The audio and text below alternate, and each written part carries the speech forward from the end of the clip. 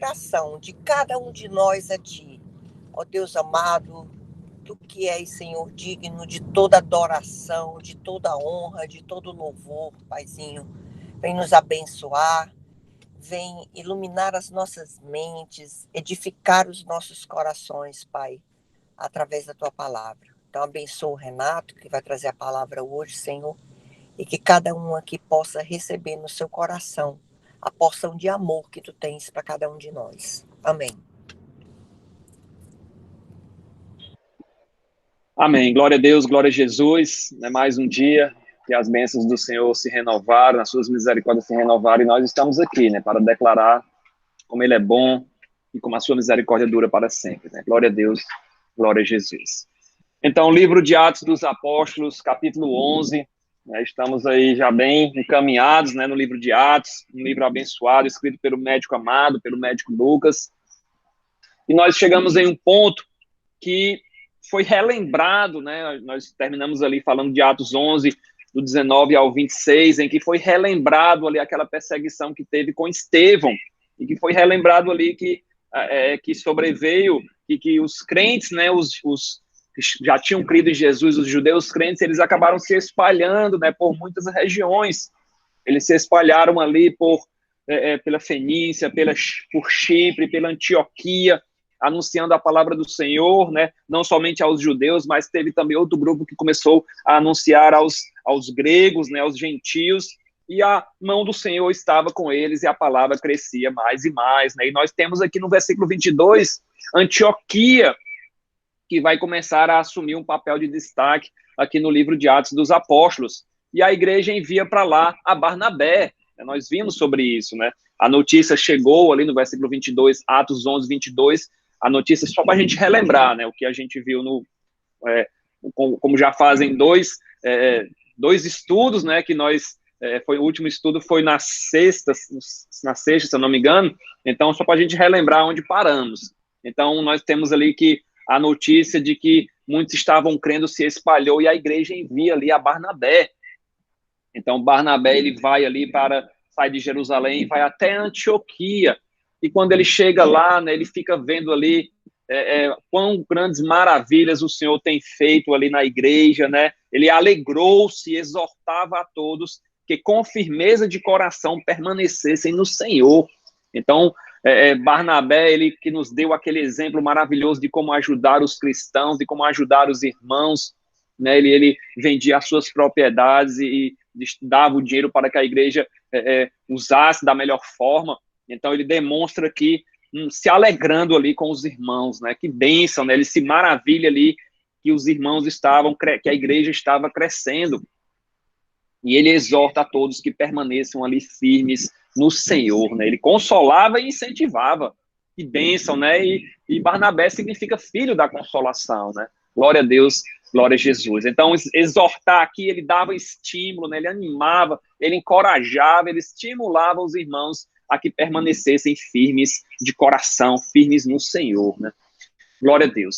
E versículo 24, nós vimos que Barnabé, que dá um pouco mais de detalhes sobre quem era Barnabé, um homem firme no Senhor, um homem bom, um homem cheio do Espírito Santo, um homem de fé, e muita gente ali com Barnabé ali em Antioquia, muitas pessoas também se uniram ao Senhor, Barnabé estava sempre disposto a ajudar, ele era um judeu, um judeu ali de uma alma generosa, pastor, disposto a ajudar ali. Ele vai ser um dos primeiros missionários ali, que vai alavancar junto com Paulo, vai alavancar essa obra missionária, como nós iremos ver a partir do capítulo 13. No capítulo 13, nós iremos ver aqui a primeira viagem missionária, Barnabé e Paulo.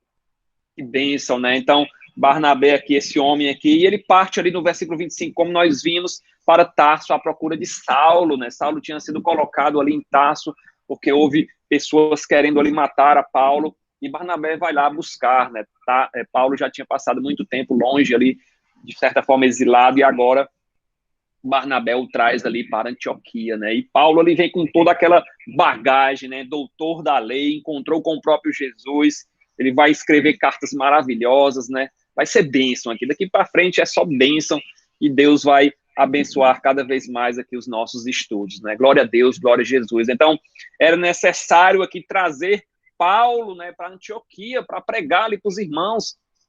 A gente não acende uma candeia e não se coloca embaixo do alqueire, mas se coloca no velador para que a luz encha toda a casa. Então, Paulo tinha que brilhar, né? Paulo era um doutor da lei, o conhecimento dele tinha que ser espalhado, tinha que fazer brilhar a luz de Paulo aí para todos os irmãos, né? A fé, a devoção, os estudos de Paulo, nós temos até os dias de hoje, e são bênção, né? Em todos os dias aí, nas igrejas ao longo do mundo, em todo o mundo, os estudos de Paulo são pregados, né? São ministrados, são estudados. Glória a Deus, glória a Jesus.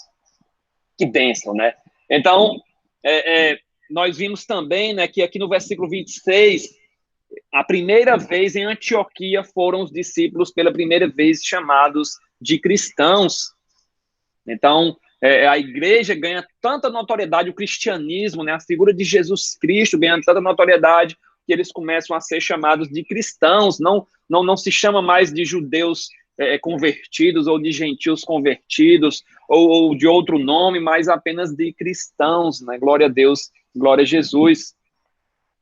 Até esse momento aqui, né, até o capítulo 11, Lucas se refere à igreja como discípulos, como santos, como irmãos, como fiéis, os que estavam sendo salvos. Ele também usa essa alcunha, os que estavam sendo salvos. Ele usa também os seguidores do caminho, mas a partir do capítulo 11 ele vai começar a chamar de cristão. Não era mais judeu, não era mais gentio, mas cristão, né, em Cristo Jesus. Glória a Deus, glória a Jesus, crente em Jesus, né? Glória a Jesus. Que bênção, né? E no versículo 27, né, já iniciando aqui um novo versículo, nós temos que do versículo 27 ao 30, são detalhes, né, detalhes para engrandecer um pouco mais, e detalhes também que vão servir, né, para outros versículos no futuro. Então, a igreja primitiva aqui, além de mestres, ela tinha também profetas, claro, né, dom de profecia. E naqueles dias, versículo 27, desceram alguns profetas de Jerusalém até Antioquia. E apresentando-se um deles, chamado Ágabo, dava a entender pelo Espírito que estava para vir grande fome por todo o mundo, a qual sobreveio nos dias de Cláudio. Os discípulos, cada um conforme as suas posses, resolveram enviar socorro aos irmãos que moravam na Judéia. E o que eles, com efeito, fizeram, enviando aos presbíteros por intermédio de Barnabé e Saulo. Então, a igreja aqui com profetas, né, com mestres, esse profeta aqui chamado Ágabo, ele movido pelo Espírito Santo, ele profetizou um período de fome, uma grande fome em todo o mundo, né, em toda a região ali, todo mundo conhecido, talvez. E esse período de fome é relatado que veio nos dias do imperador Cláudio. Esse imperador, ele governou de 41 até 54 depois de Cristo. E esse fato, essa fome, né, que sobreveio foi amplamente documentado. Nós temos diversos historiadores, relatos paralelos à Bíblia que trazem essa fome nesses dias do imperador Cláudio. E nesse tempo também é interessante, né? Nesse tempo também desse imperador Cláudio, os judeus eles foram expulsos de Roma. Ele não admitiu os judeus na capital do império. Nós temos esse relato em Atos, né? Atos 18:2, fala assim, ó: lá encontrou certo judeu chamado Áquila, falando de Paulo, né, numa das suas viagens. Lá Paulo encontrou certo judeu chamado Áquila, recentemente chegado da Itália, com Priscila, sua mulher, em vista de ter Cláudio decretado que todos os judeus se retirassem de Roma. E Paulo faz amizade com Áquila e com Priscila. Nós iremos ver sobre isso depois. Então, o imperador Cláudio, ele expulsou literalmente todos os judeus da capital do império. Então, fome, e ainda teve essa tribulação aqui, né? Expulsão de judeus da capital do império, né? De Roma. E em relação a essa fome que veio aqui, que sobreveio, uma das regiões mais atingidas foi justamente a Judéia, onde ficava Jerusalém. Então, atingiu em cheio ali a igreja do Senhor naquela região. De acordo com o historiador Flávio José, muitas pessoas morreram, né? As pessoas não tinham falta de recursos ali para comprar a pouca comida que estava disponível. Então, que tribulação aqui nesse período a igreja estava passando. Mas nós temos aqui no versículo 29 uma disposição para ajudar. Estava para vir, né? Estava para vir, ou seja, a palavra do Senhor nos dá a entender, no versículo 28, estava para vir uma grande fome. Ou seja, a fome não tinha chegado ainda, foi profetizado, mas os irmãos, os crentes em Antioquia, eles já se antecipam, né? Eles já esperando o cumprimento da profecia, eles já se antecipam ali e conforme as suas posses, resolveram enviar esse socorro aí para os irmãos que moravam na Judéia, né? Talvez estivesse iniciando ali o período de fome, mas eles se antiveram ali, cada um conforme as suas posses, enviou esse socorro. Então, crentes, a gente tem que entender o seguinte, ó. Antioquia, nós estamos falando, Antioquia era uma mistura, né? Tinha crentes gentios e tinha crentes judeus, mas a maioria eram de crentes gentios. E a gente estudou há uns 2, 3 estudos atrás que eles não se batiam, os judeus com os gentios. É tanto que Pedro fala que ele não é lícito nem ele entrar, né? Ele fala ali para Cornélio que ele não pode nem entrar na casa de Cornélio, não é lícito. Mas agora nós vemos o que em Cristo Jesus, como tudo se muda, né? Como tudo transforma. Crentes gentios ajudando os crentes judeus na Judéia ali por conta da fome. Eles nem conheciam esses crentes pessoalmente, mas eram irmãos na fé, eram todos agora cristãos. Então, pessoas que antes mal se falavam, não tinham nenhum tipo de comunhão, os judeus não entravam na casa dos gentios, não comiam com os gentios, e agora nós vemos aí eles se ajudando, né? Que bênção, né? Como o evangelho transforma, né? Nós vemos em cada versículo aqui o evangelho transformando aquelas mentes, aqueles corações duros, e aqui crentes gentios de Antioquia ajudando crentes judeus em Jerusalém, na Judéia. Então, comunhão, né? Comunhão em Cristo Jesus. Todos eram um só em Cristo Jesus, né? E a igreja envia 2 dos seus maiores expoentes, né? Barnabé e Saulo ali, com essa ajuda, né? Financeira, mantimentos, roupas, não sei o que foi que eles enviaram aqui, mas ajudaram, glória a Deus. Que bênção, né? Que bênção que a gente tem essas preciosidades aqui, essa comunhão ali entre os irmãos. Todos eram um só em Cristo, né? Glória a Deus, glória a Jesus. Que bênção. Capítulo 12 do livro de Atos dos Apóstolos, nós iremos ver que o livro de Atos, ele é marcado por intervenções milagrosas. Então, Deus intervindo ali na vida da igreja primitiva, né? Lucas, ele relatou, né, nesses 11 capítulos que nós já estudamos, ele relatou ali, por exemplo, 3.000 pessoas sendo batizadas no dia do Pentecostes, aceitando a Jesus, samaritanos se convertendo, o eunuco etíope ali se convertendo e levando a mensagem para a Etiópia, né? Saulo de Tarso se convertendo. Então, muitas intervenções milagrosas. O centurião Cornélio e toda a sua família, muitas pessoas aqui, a palavra do Senhor fala que em Antioquia uma numerosa multidão, então, muitas pessoas ali, gentios, se converteram. E no capítulo 13, nós iremos ver a continuação dessa expansão, né, dessa intervenção do Senhor na igreja, né, usando a igreja ali para pregar a palavra do Senhor. Então, nós vemos que, paulatinamente, a igreja crescendo, né? No capítulo 13, primeira viagem missionária, expansão continuando. Só que no capítulo 12 nós temos aqui uma pausa, né? Lucas faz uma pausa nesse relato aí e vai contar um episódio aqui que aconteceu com Tiago, que aconteceu com Pedro e que aconteceu com Herodes. Como se fosse uma pausa aí nessa expansão que vai continuar no capítulo 13. No capítulo 11 nós terminamos dizendo que a igreja crescia.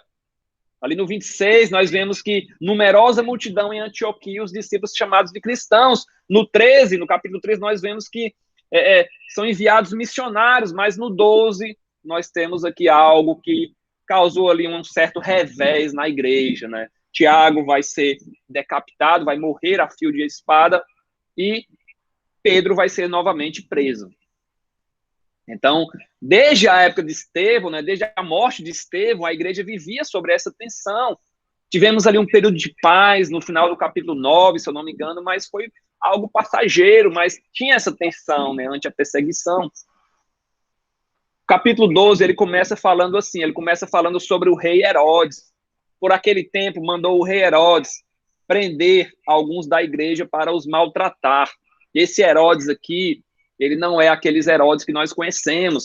Ele não é o Herodes, o grande, né, que mandou matar os bebês ali, que reformou o templo de Salomão, que construiu Cesareia Marítima. E nem é o seu filho, o Herodes Antipas. O Herodes Antipas foi aquele que governava ali nos tempos de Jesus, né? E até João Batista condenava o casamento dele ilegal com a sua sobrinha ali, com Herodias, esposa do seu irmão. Esse aqui é o Herodes Agripa I. Só para a gente entender aqui, não sei nem se é necessário, mas só para a gente entender um pouco mais sobre quem é esse Herodes, para vocês verem a árvore genealógica dele, né, desse Herodes aí. Então, nós tivemos aqui, ó, do lado direito, ó, Herodes o Grande, e Herodes, ele teve 4 filhos, né? Teve Arquelau, teve Herodes Antipas, teve Filipe e teve Aristóbulo. E esse Herodes aqui do capítulo 12 é esse rapaz aqui, Herodes Agripa I. Depois nós iremos ver o Herodes Agripa II, no finalzinho do livro de Atos dos Apóstolos. Então, esse Herodes aqui, ele era sobrinho de Herodes Antipas e neto de Herodes o Grande. Ele é outro Herodes aqui, né? Outro Herodes aí da linhagem aí dessa árvore genealógica. Glória a Deus. E esse Herodes Agripa, ele foi colocado no trono de quase toda a Palestina. Eu não sei se vocês lembram, né? Não sei se eu cheguei a falar isso, mas Herodes o Grande, ele comandava todo o império, toda a parte de Israel ali, né? Toda a Palestina. Quando Herodes Grande morre, o reino é dividido entre os seus filhos. Então, o Filipe fica com uma parte, Herodes Antipas fica com outra, e outros pedaços lá, Pérea, Decápolis fica com outro filho de Herodes.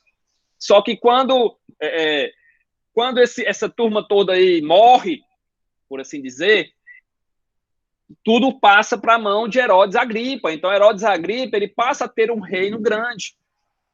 Ele passa a ter um reino maior. Ele comanda tudo. Ele era muito amigo dos imperadores, né, de Calígula, era muito amigo também do imperador Cláudio, e eles o acabam colocando ali rei sobre todo Israel.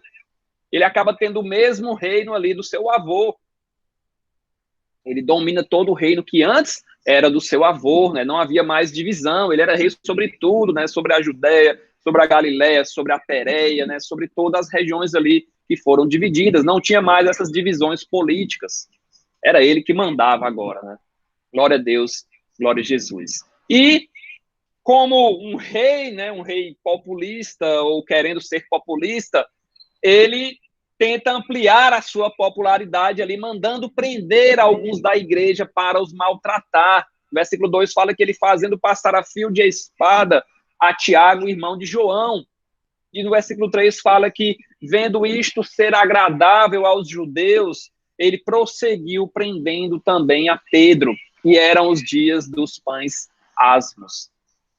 Então, Herodes Agripa, ele tenta ampliar a sua popularidade aqui entre os judeus, aumentar sua confiança, né, no imperador, em César, talvez, e manda matar a Tiago, irmão de João. E manda prender Pedro também, né? Então, ele estende a sua mão, né, contra alguns da igreja. Ele quer ali acabar, de certa forma, com a igreja do Senhor, né?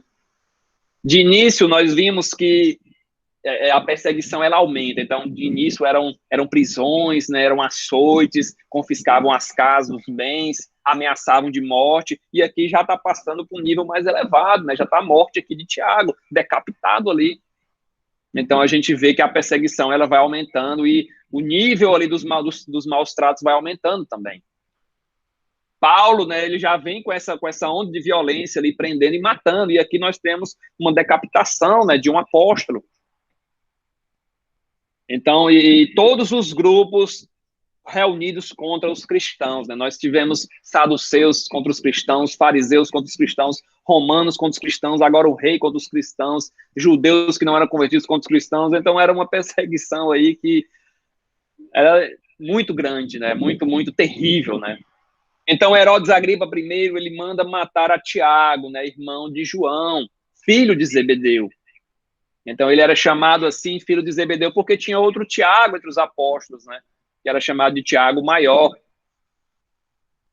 Então, ele era um dos 12, ele andava com o Senhor desde o início, esse Tiago. Ele é conhecido ali, né? Ele e o seu irmão João, né? São conhecidos ali como filhos de Zebedeu e também como filhos do trovão. Eles pedem, né, a Jesus, a gente estudou sobre isso. Ele junto com o seu irmão, pede a Jesus para se sentar à sua direita ali, quando o Senhor vier em sua glória. Eles pedem também, como filhos do trovão, eles pregam numa cidade, a cidade não aceita a mensagem deles, eles chegam para Jesus: Senhor, a gente pode orar aos céus aí, que caia fogo do céu aí, destrua essa cidade aí. Então, por isso que eles pegaram essa alcunha aí de filhos do trovão. Então, ele junto com Tiago, né? Tiago junto com João e Pedro, eram os discípulos mais íntimos do Senhor. Nós vimos também sobre isso quando estudamos Marcos, para onde o Senhor ia para a transfiguração, levava Pedro, João e Tiago. Foi orar ali no Getsemane, Pedro, João e Tiago, ao lado deles. Então, nós vimos aqui que esse Tiago, irmão de João, ele é decapitado ali. E muitos dos apóstolos, eles também sofreram algo parecido, né? Todos estavam dispostos a morrer pelo mestre.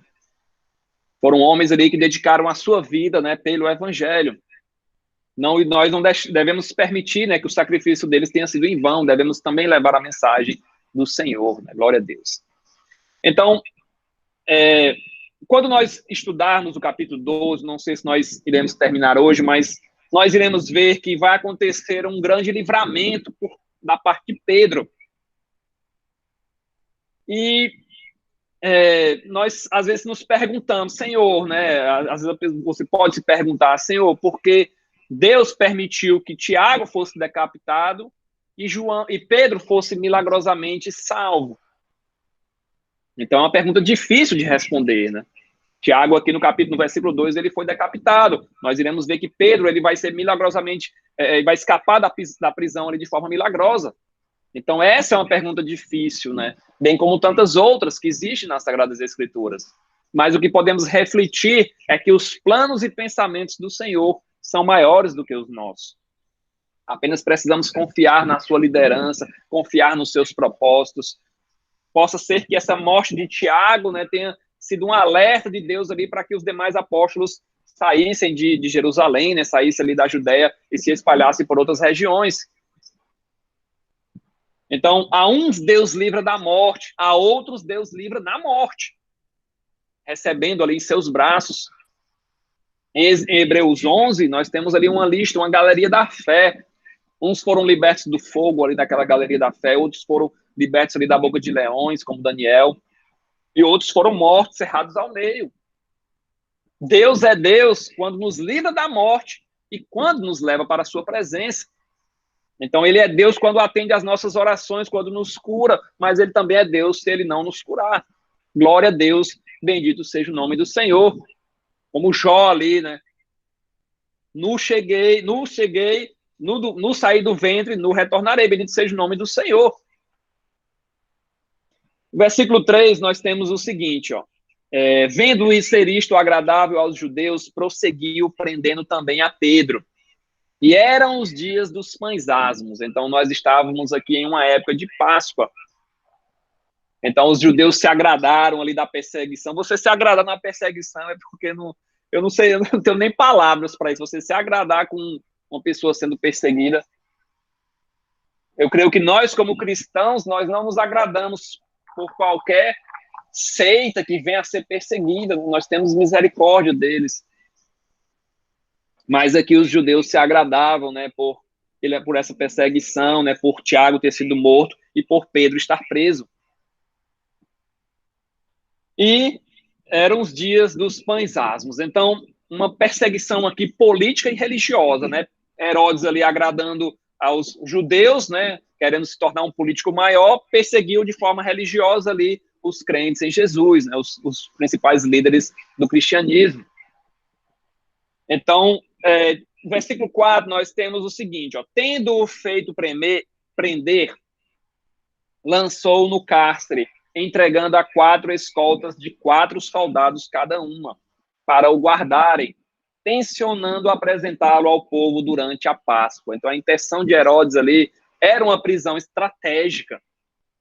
Durante a festa, ele prendeu ele durante a festa, né? E não era lícito, né, matar alguém, condenar alguém durante a Páscoa, né? Então ele ia esperar depois da Páscoa ali para apresentar a Pedro ali, né? Talvez matá-lo ali de forma pública. Então Herodes quer de certa forma se tornar mais popular entre os judeus. E Pedro é entregue a 4 escoltas de 4 soldados cada uma. Então 16 soldados aí cuidando de Pedro de dia e de noite. Não sabemos se ao mesmo tempo, né, ou se eles se revezavam em grupos de 4, mas ao todo eram 16 soldados aí que não podiam tirar os olhos do apóstolo Pedro, né? Então, na mente de Herodes aqui, era impossível Pedro escapar, né? Talvez ele tivesse sido avisado ali, né, por Pedro, ou talvez conhecesse a história de Pedro, que ele já tinha escapado por dois outros momentos, por 2 outras vezes, e na mente aqui dele, ele acha que colocando 16 soldados aqui para vigiar Pedro, Pedro não iria conseguir escapar. Então, você vê aqui que o apóstolo, né, que até agora estava liderando ali a igreja do Senhor, nesse ciclo, né, nesse primeiro ciclo aqui do livro de Atos, ele agora está preso. Os capítulos do 1 ao 12, eles focam em Pedro. Pedro é a figura principal, mas a partir do 13 até o final, Paulo vai ser o principal. Então, você vê que situação está passando aqui a igreja, né? Pedro preso, esse líder aí da igreja aí, e preso aqui de forma terrível, né? 16 soldados com ele, e seria ali, de certa forma, iriam matar ele após a Páscoa. Então, a igreja estava ali, de certa forma, um pouco desesperada, né? Então, o plano de Herodes era executar Pedro, mas a intenção era buscar o momento ideal, né? Ele não queria buscar também uma justiça, mas a popularidade.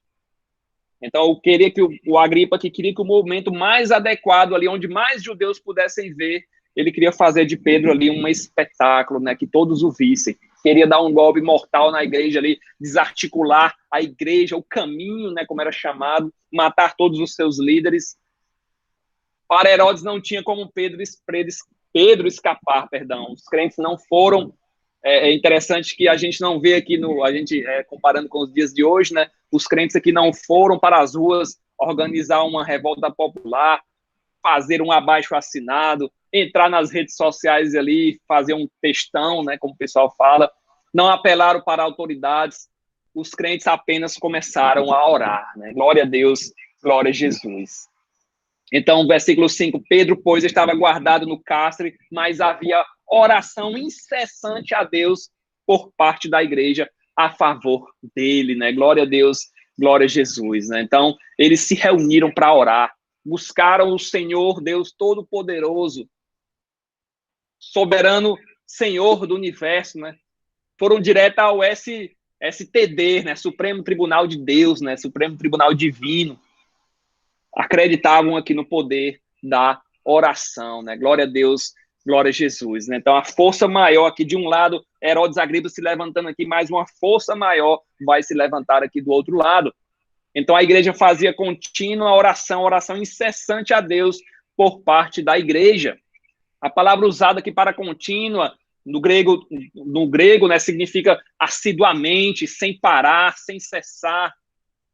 Sentido também de ardente, né? Oração incessante a Deus é uma oração ardente, uma oração intensa, né? Com fervor. É a mesma palavra usada em Lucas 22, 44. Essa palavra oração incessante aqui é a mesma usada em Lucas 22, 44. Ó. E posto em agonia, orava mais intensamente, né? Mostrando Jesus no Getsêmani. E o seu suor tornou-se como grandes gotas de sangue. Essa mesma palavra aqui que fala que Jesus orava intensamente e suou gotas de sangue, é a mesma palavra usada em Atos dos Apóstolos 12, 5. Oração incessante a Deus por parte da igreja a favor de Pedro.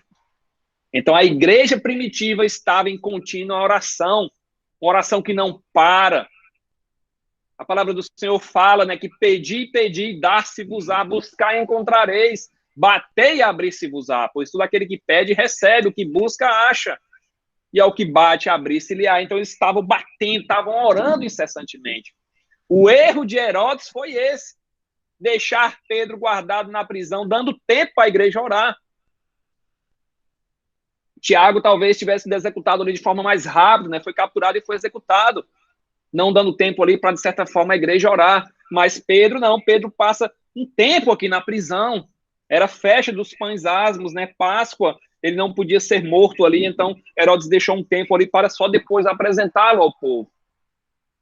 Então, uma batalha que, versículo 5, fala que essa batalha no âmbito espiritual estava sendo travada ali em favor de Pedro, né? A oração sincera da igreja de um lado e os perseguidores do outro, né?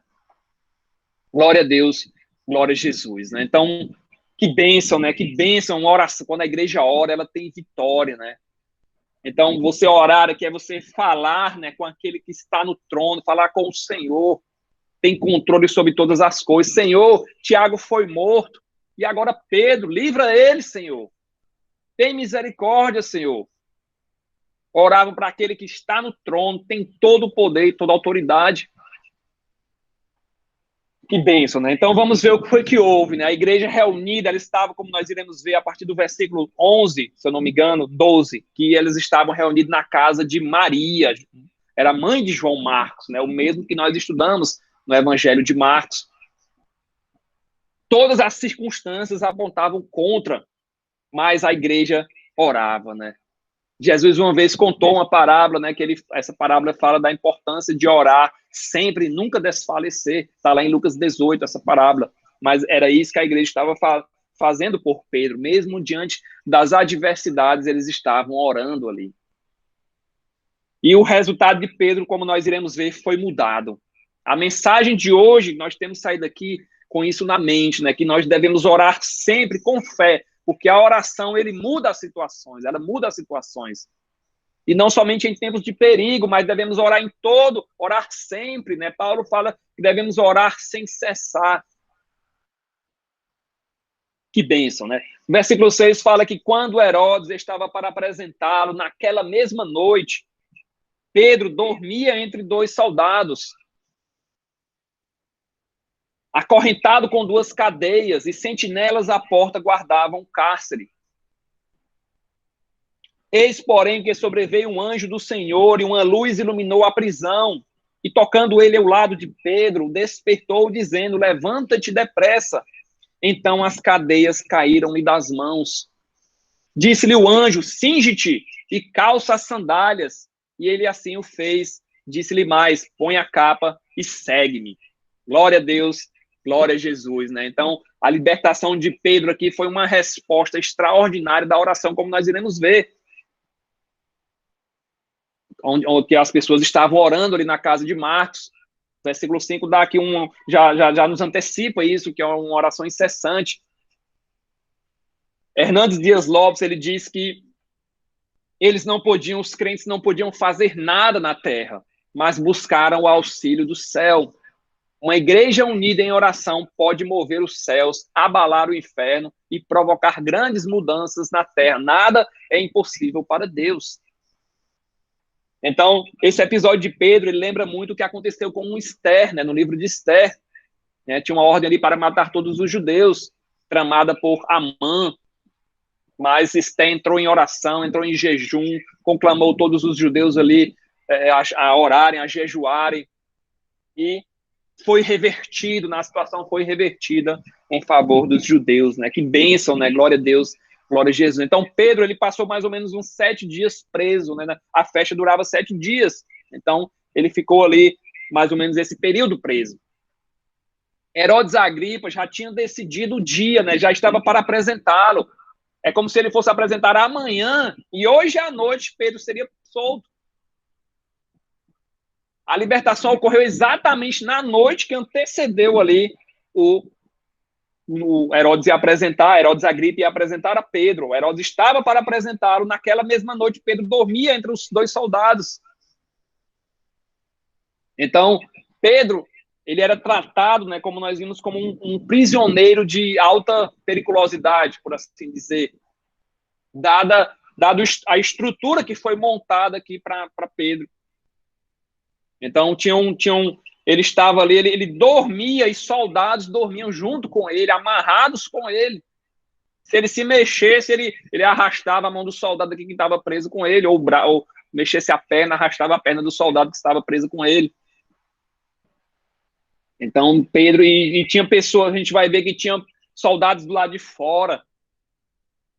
Eram 16 soldados, né? Como eu falei, a Bíblia não fala se os 16 cuidavam dele ao mesmo tempo ou se eram em grupos de 4. Mas era uma coisa jamais vista, né? O Pedro é tratado como alto criminoso. Então, ele estava acorrentado de tal maneira que se ele se mexesse, se ele se virasse, né? A gente está dormindo, às vezes se vira de um lado, se vira do outro. Então, quando ele se virasse aqui, as correntes fariam um barulho, puxaria a mão do soldado, e o soldado também já despertaria um pouco aqui, já abriria o olho assim. Então, essa era a situação que Pedro estava preso. A porta da prisão fechada, mais soldados do lado de fora. Mas mesmo assim, Pedro estava dormindo, né? Pedro dormindo aqui, né? Não sabemos como é que ele dormia, mas eu creio que ele estava tranquilo, né? A sua sentença viria no dia seguinte. Não se mostra preocupado aqui, né? Se ele morresse, ele está com o Senhor, né? Ele bota toda a sua confiança no Senhor, né? Estava dormindo ali, né? Confiou na providência divina. Talvez ele soubesse ou não sei. A Bíblia não fala, mas talvez ele soubesse que ia ser morto no dia seguinte, mas ele dormia ali, né? A gente lembra de Paulo, né? Pedro dormia aqui no meio dos inimigos, perto do seu julgamento, e Paulo também com Silas preso e louvando a Deus, né? Bênção demais, né? Glória a Deus, glória a Jesus, né? Então, esse era o espírito dos apóstolos, né? Você ali no meio da prisão, no meio do sofrimento, a ponto de ser morto, e você, não sei se tranquilo, mas dormindo aqui, louvando a Deus no meio do cárcere, né? No meio da tribulação, no meio da perseguição. E versículo 7, nós iremos ter a soltura de Pedro, né? Como Pedro realmente saiu ali, foi liberto ali de forma tremenda. Versículo 7 fala que eis que sobreveio um anjo do Senhor e uma luz iluminou a prisão. E tocando ele do lado de Pedro, despertou, dizendo, levanta-te depressa. Então as cadeias caíram-lhe das mãos. Então, essa libertação, ela vai frustrar totalmente Herodes, né?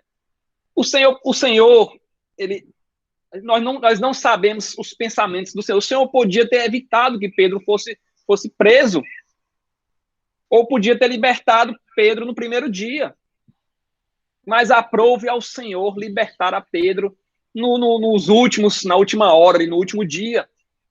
Um anjo é enviado para resgatar Pedro. Deus envia ali um anjo, mensageiro dos céus, para libertar o seu servo, né?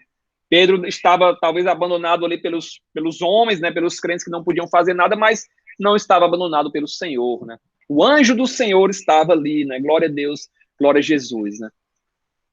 Então, tremendo esse relato aqui, né? Uma luz iluminou a prisão. A prisão, naquela época nós não tínhamos iluminação pública, né? Não tínhamos energia elétrica, claro. Então eram candeias, né? Que eram colocadas na parede e a iluminação mesmo assim era fraca. Então uma luz iluminou ali a prisão. E o anjo desperta Pedro, né? Toca ali do seu lado e desperta Pedro. E começa a dar ordens, né? As cadeias caem das suas mãos e o anjo começa a dar ordens ali para Pedro. E as ordens do anjo, quais são? Cinge-te e calça as tuas sandálias. Então, cingir é o mesmo que você se vestir. Pedro talvez acordou ali um pouco atordoado, né? Quando o anjo tocou nele, ele acorda ali ainda sonolento, atordoado, não sabendo se estava sonhando ou acordado.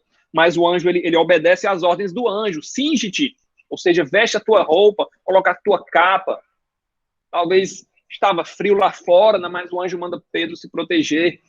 Ata as tuas sandálias, as tuas alparcas.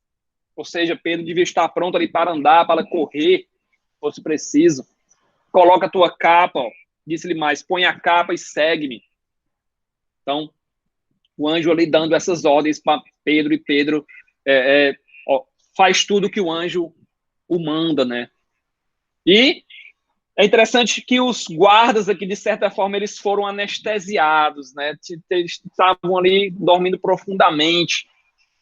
Então, Pedro, ele sai da prisão ali, as cadeias caem das suas mãos, aqueles soldados ficam para trás, aqueles 2 soldados, ele se levanta ali, né? Tudo foi extraordinário aqui nesse milagre. Vamos ler o 9 e o 10 para a gente comentar um pouco mais. O versículo 9 fala o seguinte, ó. Então, saindo, o seguia, né? Pedro seguia o anjo, não sabendo se era real o que se fazia por meio do anjo. Parecia-lhe antes uma visão. Depois de terem passado a primeira e a segunda sentinela, chegaram ao portão de ferro que dava para a cidade, o qual se lhe abriu automaticamente, e saindo enveredaram por uma rua, e logo adiante o anjo se apartou dele. Que bênção, né? Que bênção, que milagre extraordinário. Então Pedro, sonolento ali, cumpre as ordens do anjo, não sabia ainda se era real, se era sonho, se era fato, se era imaginação, mas ele segue todas as ordens do anjo. Então, todos os aspectos dessa libertação foram tremendos, né? Foi um milagre extraordinário. Os guardas, eles, como eu falei, eles devem ter caído em um sono profundo, ficaram, de certa forma, anestesiados, dormindo ali. As correntes caíram das mãos dos pés de Pedro, né? Se elas fizeram barulho, não acordaram os guardas. A grade da prisão foi aberta de forma milagrosa. Ele passou por 2 sentinelas, 2 grupos de soldados ali que estavam guardando. Os outros presos, né, os outros guardas na prisão ali, eles também não escutaram Pedro saindo, não viram a luz que iluminou toda a prisão. Foram, de certa forma, o Senhor colocou um melhor sono deles ali, da vida deles ali, para aquelas pessoas. E a última porta se abriu ali de forma automática, e quando Pedro estava na rua, o anjo se apartou dele, né? Glória a Deus, glória a Jesus, né? Então, que bênção, né? Que bênção essa libertação de Pedro ali, né? E o versículo 11 fala, nós iremos tentar ir até o versículo 19 hoje. Então, o tempo já está um pouco corrido, mas vamos tentar ler aqui um pouco mais apressado. Então, o versículo 11, ele fala que o anjo se apartou de Pedro, né? O versículo 11 fala que Pedro, caindo em si, disse, agora sei verdadeiramente que o Senhor enviou o seu anjo e me livrou da mão de Herodes e de toda a expectativa do povo judaico. Então, Pedro retorna a si ali. Só quando o anjo vai embora é que ele percebe, né, que verdadeiramente o Senhor enviou o seu anjo, né? Pedro cai na real, caindo em si. Então, quando ele torna a si, ele se dá conta do que houve. E nós temos aqui nesse versículo uma confirmação de que realmente era a expectativa de Herodes e do povo, né? O anjo livrou Pedro da mão de Herodes de toda a expectativa do povo judaico. Então, o povo ali, como eles tinham se alegrado ali, se agradaram ali do que Herodes estava fazendo, o povo estava esperando que Pedro fosse condenado, fosse morto. Mas tudo foi frustrado aqui, né? Herodes se frustrou e o povo que esperava que Pedro fosse morto também se frustrou. Então, no versículo 12, nós temos que Pedro, ele, considerando a situação, ele resolve ir à casa de Maria, mãe de João, cognominado Marcos, onde muitas pessoas estavam congregadas e oravam. Então, Pedro considera tudo o que houve ali e coloca os seus pensamentos em ordem e foi à casa de Maria, né, a casa de João Marcos. Então, essa Maria aqui, ela era a mãe de João Marcos e era tia de Barnabé. Então, João Marcos e Barnabé, eles eram primos. Paulo fala sobre isso. Paulo fala o seguinte, ó, Colossenses 4:10, saudai-vos Aristarco, prisioneiro comigo, e Marcos, primo de Barnabé. Então, Marcos e Barnabé eram primos, né? Que bênção, né? E as pessoas estavam ali orando, né? Primeira vez que o nome de Marcos é citado aqui no livro de Atos dos Apóstolos, e outras vezes ali vamos falar sobre ele. Então, a casa da mãe de Marcos, alguns estudiosos creem que ela era a mesma casa usada na última ceia, e também a mesma casa onde os discípulos receberam o Espírito Santo, o batismo com o Espírito Santo, um cenáculo, né? Na parte de cima tinha um cenáculo, a parte de baixo tinha os quartos, a cozinha, e na parte de cima tinha uma sala maior, o cenáculo é uma sala bem grande, né? Com uma mesa grande, onde as pessoas faziam ali as refeições, se reuniam, tinham um momento de comunhão. Então as pessoas estavam ali reunidas e orando. E Pedro foi para lá, né? Pedro, ele se dirige para a casa de Maria, mãe de Marcos, onde muitas pessoas estavam congregadas e orando. Então, com certeza, eles estavam na oração, né? Orando ali em favor de Pedro, né? Orando ali sem cessar, orando ali de forma, como nós vimos, uma oração intensa ali para que Pedro não tivesse o destino que talvez ele soubesse que iria ter no dia seguinte. E Pedro chega justamente ali no meio da oração, né? Pedro bate no portão, versículo 13, e veio uma criada chamada Rode, veio ver quem era. Então, é como se Deus dissesse assim, ó, vocês não estão orando por Pedro? Eis aí um homem. Então, Pedro bate ali na porta, na esperança de acordar as pessoas ali, né, de chamar alguém. Mal sabia ele que eles estavam orando em seu favor, né? E ela reconhece a voz de Pedro, versículo 14. Tão alegre ficou que nem o fez entrar, né? Escutou a voz de Pedro ali, saiu correndo para avisar os outros, mas voltou correndo para anunciar que Pedro estava junto do portão. Então, Pedro, foi tanta alegria ali, né, que essa Rode, eu não sei qual a pronúncia correta, mas ela se alegra ali, não abre a porta, né, ela apenas escuta do lado de dentro, e eram tempos de perseguição, né, eles não abriam a porta para qualquer um, né. Talvez alguém pudesse os dedurar, dizer que estavam ali reunidos, e ela certifica antes quem era, para só depois abrir a porta. Então, ela escuta a voz de Pedro ali, e ela vai lá para dentro anunciar que Pedro estava junto ao portão. Só que ao invés, ninguém acreditou, né? Ninguém acreditou ali que era realmente Pedro, né? Consideraram ela como uma louca, uma pessoa que estava desvairando, né? Então, reconhecendo a voz de Pedro, versículo 14. Não, versículo 15, perdão. Eles lhe disseram, estás louca. Ela, porém, persistia em afirmar que assim era. Então disseram, é o seu anjo, um mensageiro ali talvez, né? Então é irônico porque o povo estava orando com fervor e persistência para que Pedro fosse libertado. Aí quando chegou a bênção, eles não creram. Acharam que era um anjo, né? Que não sei o que eles acharam aqui que era o seu anjo, né? Os judeus, eles criam em anjo da guarda, né? Então talvez fosse um anjo da guarda de Pedro aqui, ou algum mensageiro em nome de Pedro. Então duvidaram, né? Duvidaram, e a bênção estava do outro lado da porta ali, eles duvidando, orando por isso, e duvidaram quando a bênção chegou. Então nós devemos, vendo esse episódio, né? Devemos ser de tudo antes de tudo, claro, pessoas de fé, devemos crer que Deus responde às nossas orações. Não ser descrentes, mas crentes. Quando chegar a sua bênção, creia. Não faça como aqui, não, você está doido, não aconteceu isso não. Não aconteceu não, ela não foi curada não, você está doido. Então, creia na sua bênção. Creia na sua vitória quando você orar, né? Creia que receberá a resposta. E quando a resposta vier, não fique surpreso, mas seja grato a Deus, dê glória a Deus. Né? Então, Pedro continua batendo, versículo 16. Eles abriram, viram-no e ficaram atônitos, né? Agora sim, eles entenderam que realmente era Pedro, né? Pedro tinha sido de forma milagrosa aqui libertado da prisão. Só Deus para libertar Pedro na situação em que ele estava. Prisão de segurança máxima da época. Alguns historiadores dizem que ele estava na Fortaleza Antônia, que era um dos locais mais bem guardados ali pelos romanos, ficava ao lado do templo. Soldados romanos. Os soldados romanos, eles sabiam, e era verdade isso, que a pena, a condenação por dormir em serviço era a morte. Mas mesmo assim, o Senhor liberta Pedro ali, né? E eles devem ter ficado todos desesperados ali, esses sentinelas, esses guardas. Então, recebem Pedro aqui, ficam atônitos.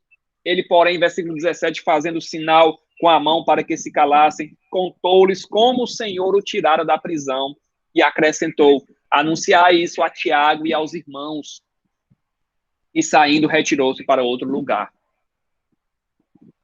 Então, que bênção, né? Que bênção A Bíblia, ela sempre nos alegra os olhos, né? Sempre como nos deixa com os olhos brilhando ante as suas revelações, ante a sua palavra, né? Que bênção aqui. Então, Pedro dá um testemunho de tudo que aconteceu com ele e manda que avisem a Tiago. Esse Tiago aqui, irmão de Jesus. O Tiago, o apóstolo, já tinha sido decapitado. Esse Tiago aqui é irmão do Senhor. Ele fala sobre isso. Paulo fala sobre isso. E o Tiago aqui, né, irmão do Senhor por parte de mãe, claro, né, porque Jesus é filho de Maria com o Espírito Santo. E aqui, Tiago é filho de José e Maria. Então, todos estavam orando, ele pede para avisar ali a Tiago e aos irmãos e retira-se para outro lugar. Um detalhe aqui que nós tiramos desse versículo 17 é que Pedro, ele quer, de certa forma, que todos saibam que ele foi liberto. A oração ela precisa ser mudada. Estavam orando por Pedro na prisão. Pedro agora estava livre. E ele pede que anunciar aos outros aí, a Tiago e aos irmãos. A oração agora tem que ser mudada. Agora tem que interceder por outra coisa. Por isso que é importante a gente dar o nosso testemunho. Um ensinamento que a gente pode tirar do versículo 17, que de todo esse episódio de Pedro, é que nós devemos comunicar aos irmãos, dar o testemunho das bênçãos. Quando nossas orações forem atendidas, nós devemos dar o testemunho para que outras causas sejam levantadas, né? Eu estou orando por um irmão aqui, orando pelo irmão, o irmão já recebeu a bênção, já tem um mês atrás, e eu ainda estou orando pela mesma coisa. Está errado isso. Se você pedir oração para um irmão e aquela oração foi atendida, você deve, irmão, muito obrigado pela sua oração, que bênção, né? Eu consegui a minha bênção, ore por outra causa. É importante nós comunicarmos os irmãos quando recebemos uma bênção, recebemos uma resposta de oração, para que os irmãos não orem ali de certa forma por uma bênção que já foi recebida. Que os irmãos agora possam agradecer, ou que possam mudar suas orações para outra causa, né? Glória a Deus, glória a Jesus. Então, Pedro, ele pede isso, né? Anuncia aos irmãos, a Tiago e aos irmãos, e saindo, retirou-se para outro lugar. Então, sendo já dia, versículo 18, aqui vem agora o relato, ele volta para Herodes, né? Ele volta para a prisão agora. Então, sendo já dia, houve não pouco alvoroço entre os soldados sobre o que teria acontecido a Pedro. Então, todo mundo ali ficou alvoroçado. Todo mundo não sabia o que tinha acontecido. Os soldados romanos, eles sabiam que a pena por dormir ou por deixar um soldado escapar era a morte. É por isso que a gente vai ver ainda sobre Paulo e Silas, eles louvando, tem um terremoto na prisão e o carcereiro vê as celas todas abertas e ele quer se matar ali, porque ele sabia que iam matar ele de qualquer jeito, porque ele deixou o pessoal fugir. Mas Paulo trata de dizer, né, de avisar a ele que estão todos ali, né, e acontece que o carcereiro acaba sendo salvo ali, sendo batizado ali no mesmo dia. Então, Herodes, versículo 19, tendo procurado e não o achando, submetendo as sentinelas a inquérito, ordenou que fossem justiçados, ele mandou matar todo mundo. 16 homens foram mortos aqui para que Pedro pudesse ter sido libertado. E descendo da Judéia para Cesareia, Herodes passou ali algum tempo. Então, vamos finalizar por aqui, né? Então, que bênção, né? Que capítulo maravilhoso. Pedro, depois desse episódio aqui, não se fala mais sobre Pedro.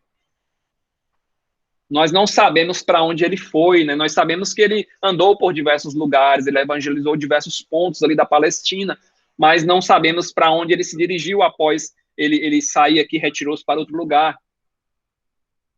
A partir do capítulo 13, Lucas vai focar em Paulo, vai voltar ali suas atenções para o apóstolo Paulo, e isso vai ser até o final do livro de Atos dos Apóstolos.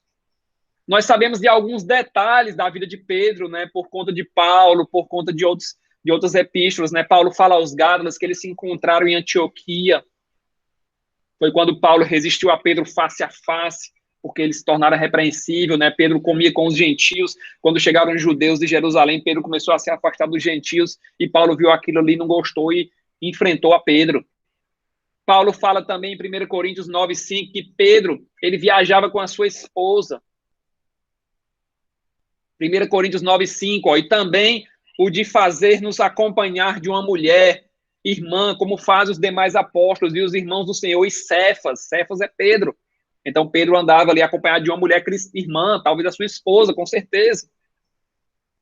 Que bênção, né? Então, que bênção, né? Nós iremos ver aqui no final do capítulo 12 que Herodes morreu, Herodes Agripa morre, ele recebe uma glória ali que não é para ser dele, e ele acaba sendo fulminado pelo Senhor, né? Iremos ver isso na próxima quarta-feira, e já iremos iniciar aí a primeira viagem missionária do apóstolo Paulo, né? Vai ser bênção, né? Nós iremos colocar um mapa aqui, eu vou tentar colocar esse mapa com o maior zoom possível, e nós iremos ver cidade por cidade, e Paulo evangelizando as cidades que ele vai passando, né? Vamos ver qual a estratégia que ele usa. Vai ser bênção, né? Glória a Deus, glória a Jesus. Que Deus abençoe a sua vida. Jane, você pode orar por nós? Vamos, eu vou orar hoje a palavra, tá bem? Então vamos orar. Senhor, Tu és nosso pastor, nada nos faltará. Tu nos faz repousar em pastos verdejantes. Leva-nos para junto das águas de descanso. Refrigera-nos a alma. Guia-nos pelas veredas da justiça por amor ao Teu nome. Ainda que nós andemos pelo vale da sombra da morte, não temeremos mal algum, porque Tu estás conosco. O Teu bordão e o Teu cajado nos consolam. Prepara-nos uma mesa na presença dos nossos adversários. Unge-nos a cabeça com óleo, nosso cálice transborda. Bondade e misericórdia certamente nos seguirão todos os dias da nossa vida, e habitaremos na casa do Senhor para todo sempre. Então, meus amados, a paz do Senhor, e até amanhã, se Deus quiser. Amém. A paz do Senhor a todos, né? Que Deus possa nos dar uma noite de paz, uma noite tranquila. Lembre-se de orar sem cessar, orar de forma incessante, de dar o testemunho, né? Se a sua bênção for atendida pelo Senhor, se você for curado. Não precisa nem dar detalhes, mas é importante a gente comunicar para que as orações sejam direcionadas para outras causas. Deus abençoe a cada um, né? Paz do Senhor. Paz, Edmildes, Guilherme, Ana, Paz a todos. Paz do Senhor. Paz, Rona, Thaís, Deus abençoe. Paz, irmã Michele, bênção, irmã Elisa. Tchau, Renatinho. Tchau.